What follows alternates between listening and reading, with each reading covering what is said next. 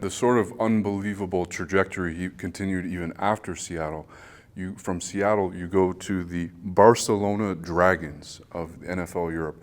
What can you tell me about the Barcelona Dragons? So this was between my first year and second year. So I go to the Seahawks, and I'm on practice squad, which basically you show up, practice, you never play. And so at the end of the year, Dennis brings me in, my quarterback coach brings me in, hey, we're probably going to send you over to NFL Europe. And so at the time, there's no internet. Like, the internet is new. Like, you don't know, there's, cell phones. Like, it's a smaller world, right? And I just got done playing, newly married. All I want to do is hang out with my wife. That's all I want to do. I just want to be with my wife, right? And so, again, we start praying, Lord, we don't want to go to the World League. We don't want to go. We don't know anything about it. I'm not trying to be there for 4 months without my wife. I don't want to do that. And so we're just praying, expecting the Lord to answer that prayer. So January comes and go, February comes and go, and literally right at the beginning of March, I get a phone call. And again, this is back in the day when they had to call your house. And it's this guy from London. He's got this English accent. And he's like, Jon Kitna, okay, you've been allocated to the Barcelona Dragons. Your flight, this is a Friday, your flight is Monday morning at 7 a.m. You get 2 bags. You're flying. There's no information, like nothing. Like, what in the world is happening here? And so, I'm crying, leaving on the airport on Monday, don't know when I'm going to see my wife again.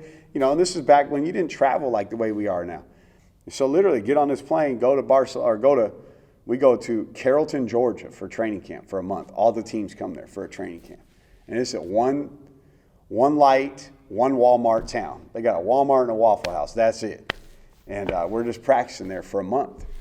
And the greatest thing happened to me, though. Jack Bicknell was my head coach.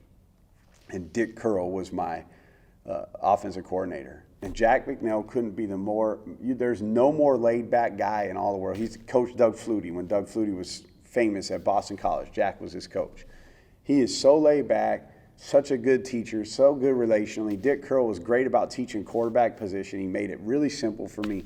And so I couldn't have been with better people.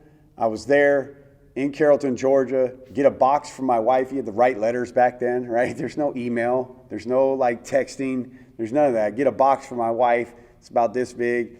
There's a letter. And I open it up. It's a pair of shoes. She's pregnant with our first child. But Jack was awesome. He let our families, our wives come over to Barcelona with us. So we fly over to Barcelona, and just a great time. I mean, you show up, you're right on the Mediterranean Sea. Our hotel couldn't have been 50 yards from there. I mean, just the people treated us tremendous. It rained 2 days the whole time we were there, and made some great relationships. And we went and won a World Bowl championship in 1997, and they voted me the MVP, which happens for quarterbacks when you win. But it was just some of those relationships I still have with guys from that team.